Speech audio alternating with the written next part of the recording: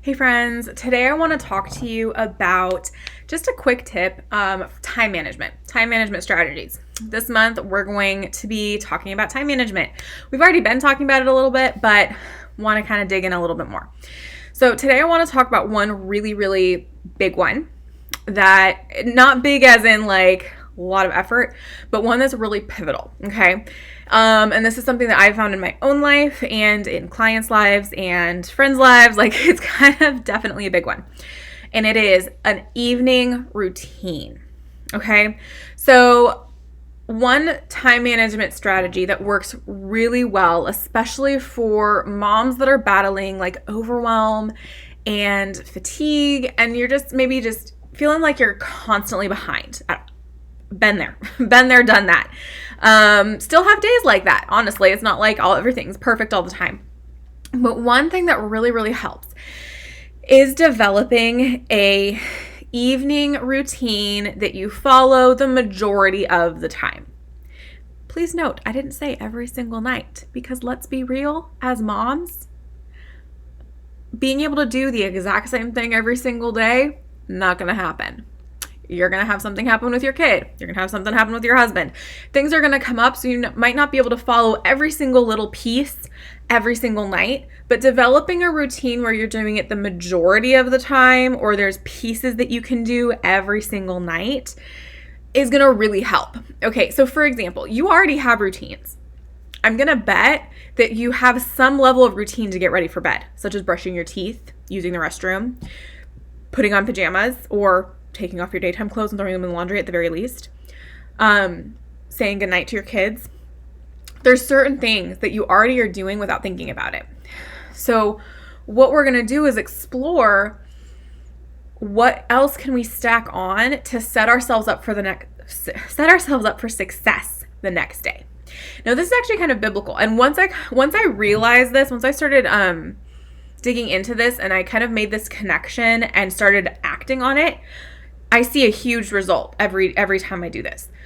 So if you look in the Bible, you'll notice during the creation account, beginning, Genesis 1, when it talks about God creating the world, it always says there was evening and then there was morning, the whatever day, the first day, the second day, the third day. Evening always comes first. And if you look at even today, Jewish tradition and the way that Jewish people follow cultural feasts and observances in their calendar, things start at sundown. Their kind of days go sundown to sundown. It's not sun up to sundown, it's sundown to sundown. So, for example, their Sabbath every week begins sundown Friday night and ends sundown Saturday night. And so there's an argument you could make, and I'm not going to get super pedantic about this, okay? I'm not going to get we don't need to get legalistic, but there's an argument to be made for the idea that the day starts at night, that a new day, a fresh day starts at sundown, as opposed to sun up. And when I started kind of operating with that idea and approaching my evening routine as my first routine of a new day, I know this might sound kind of odd, but bear with me. When I start approaching it as, hey, sun's down, it's a new day, and I'm going to go rest. So my first action of a new day would be to do this routine and then rest, and then I'm going to wake up in the morning having already accomplished something before I went to bed. Then hopefully this makes sense. That shift has helped me a lot in being motivated to develop a routine. And it's just been huge. Okay. So evening routines. This is what you do before bed. Now, some people can make these really big and elaborate. Routines really aren't elaborate though. Routines are simple, just things that you do. So for example, I'm just going to give you a couple of things. And again, disclaimer, I am not perfect. I don't necessarily do this every single day, but I aim to do this the majority of the time. And on the days that I don't do it, I notice it makes a difference. humongous difference on so many levels. Okay. So one really big one for me that makes just mountains of difference is closing the main areas of the house, especially the kitchen. So at night before I go to bed, and I actually do this every night unless I'm like sick. At the very least, I make sure the dishwasher is full and running when I go to bed. Even if I end up, because I'm not feeling well or whatever, for whatever reason, I didn't do my full close the kitchen routine, at the very least, the dishwasher is full with every single dish I could find that would fit in it and is dishwasher safe, and it's running. So that I'm waking up in the morning to clean dishes to put away, or even sometimes my husband will put them away before he goes to work, but I digress. So closing the kitchen, in an ideal world, on days when I'm like majorly on top of my game, I have all dishes washed, dried, and put away, counters clear, food put away, counters are not just clear, but they're actually wiped down and clean, sink is clean, floor swept, okay? Non-negotiables, regardless, is food put away, dishwasher running. Those are like non-negotiables. Doesn't matter if I'm sick, puking my guts out, that is happening. On the days where I have no excuse, full kitchen close.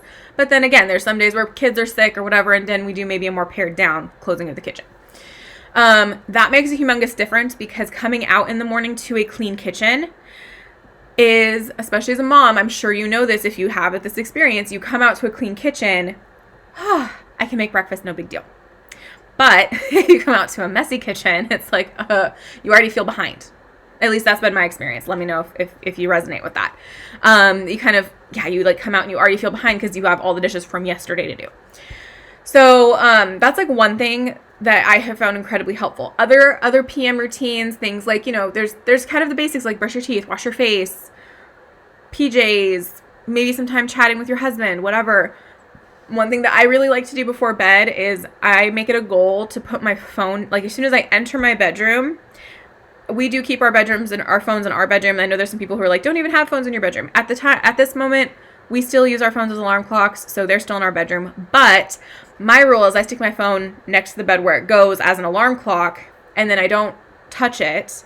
I leave it as general rule. Again, I'm not always perfect about this, but leave it. And instead of scrolling at night in bed before going to sleep, I read. So I have multiple books on my nightstand, and I have a couple to pick from depending on what my mood is, and I will read. So that's one thing, especially if you're wanting to like fit things in and it's hard with kids, fitting it in right before bed before you go to sleep is a fantastic way, especially if you're someone who tends to start falling asleep once you start reading. Even better, it kind of helps you wind down and actually fall asleep at night instead of having like racing thoughts and having a hard time sleeping. So anyway, PM routine, huge, big time management success tip. Develop some sort of PM routine. I've given you like a couple little things. I kind of have a whole like routine that I, again, like to follow the majority of the time, or depending on the day, sometimes there's some ebb and flow to it. And this week, starting actually this month inside of my Facebook group, we're going to be talking really detailedly about routines, and having like some dialogue about developing routines. So if that's something that you want to be a part of on a consistent basis, like on the daily, getting in and sharing and learning, I'm going to be posting tips and tricks and a couple like short little lives in there to kind of help us develop some routines for success and time management, particularly time management routines for success. I'm going to post the link in the description of this video, and you can join us over there this month as we dive into time management. So hope to see you there, and I will talk to you later. Bye.